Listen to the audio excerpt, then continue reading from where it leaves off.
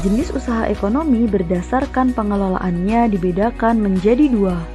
Usaha yang dikelola sendiri atau disebut perorangan, dan usaha yang dikelola kelompok. Usaha ekonomi yang dikelola sendiri disebut usaha perorangan, memiliki modal terbatas, biasanya dikelola secara sederhana, keuntungan dan kerugiannya ditanggung sendiri. Contoh usaha ekonomi perorangan.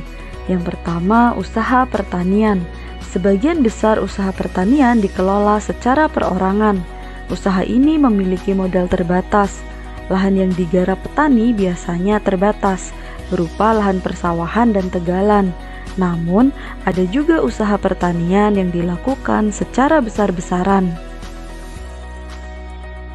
Kedua, usaha perdagangan. Usaha perdagangan secara perorangan biasanya berskala kecil dan sedang.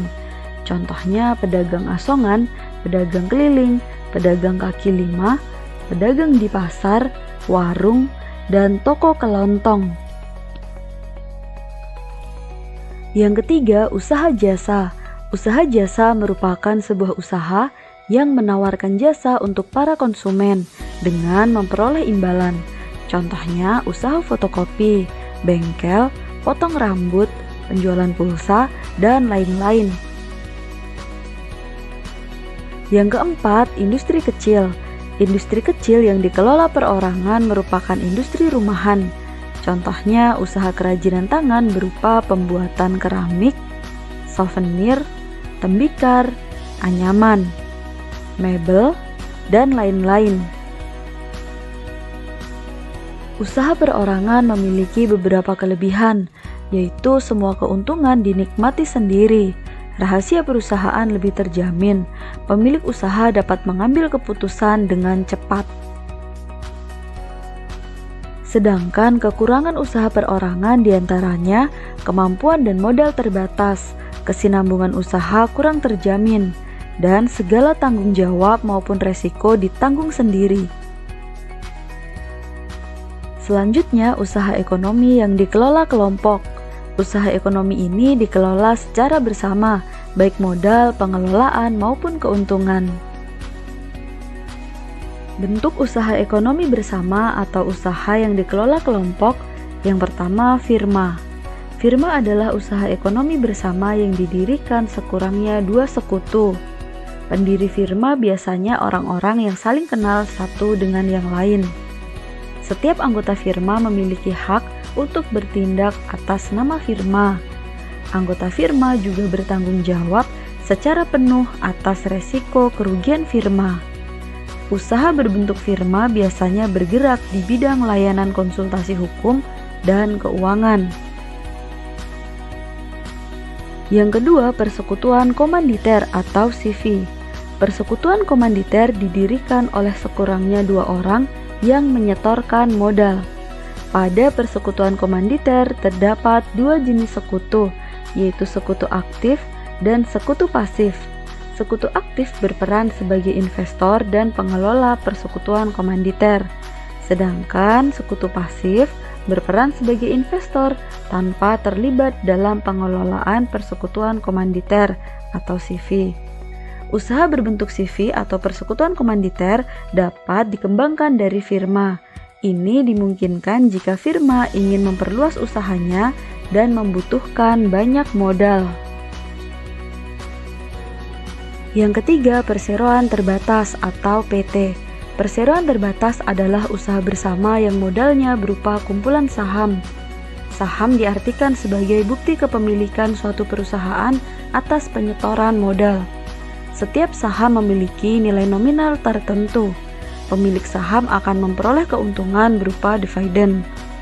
Bagi perseroan yang ingin mengembangkan dan memperluas usaha, sahamnya dapat diperdagangkan di pasar modal.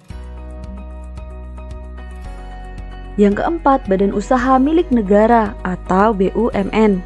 BUMN atau perusahaan negara yaitu sebuah perusahaan yang seluruh atau sebagian modalnya dimiliki negara. BUMN dapat berbentuk perusahaan umum atau perum dan perseroan terbatas atau PT. BUMN bergerak di bidang usaha yang bersifat strategis atau vital. Yang kelima, badan usaha milik daerah atau BUMD. BUMD merupakan perusahaan yang modalnya dimiliki pemerintah daerah. Tujuan pendirian BUMD ikut melaksanakan pembangunan ekonomi daerah dan pembangunan ekonomi nasional, memenuhi kebutuhan rakyat, dan menyediakan lapangan kerja untuk mewujudkan masyarakat adil dan makmur. Yang keenam, koperasi. Tujuan koperasi adalah menyejahterakan anggotanya. Koperasi sesuai dengan Undang-Undang Dasar tahun 1945, Pasal 33 ayat 1, yaitu bentuk perekonomian disusun atas usaha bersama berdasarkan asas kekeluargaan. Koperasi pertama kali dikembangkan oleh Dr. Andes Muhammad Hatta. Atas perannya tersebut, beliau dijuluki Bapak Koperasi Indonesia. Ada beberapa macam atau bentuk-bentuk koperasi di Indonesia. Yang pertama, koperasi konsumsi. Yang kedua, koperasi simpan pinjam. Yang ketiga, koperasi produksi. Yang keempat, koperasi jasa.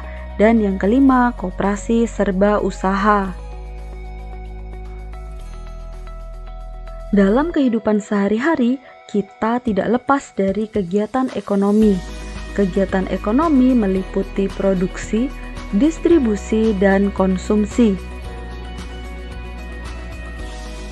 Produksi adalah kegiatan menghasilkan barang dalam rangka memenuhi kebutuhan hidup. Orang yang melakukan kegiatan produksi disebut produsen.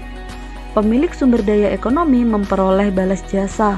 Balas jasa ini berupa sewa, bunga modal, ataupun gaji. Contoh kegiatan produksi: pertanian, perikanan, kerajinan, dan lain-lain.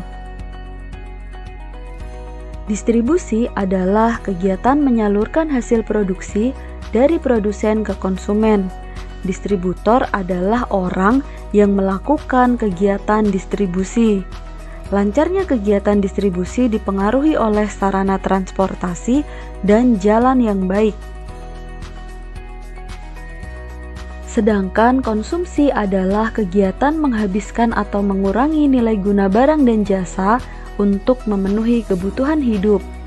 Orang yang melakukan kegiatan konsumsi disebut konsumen.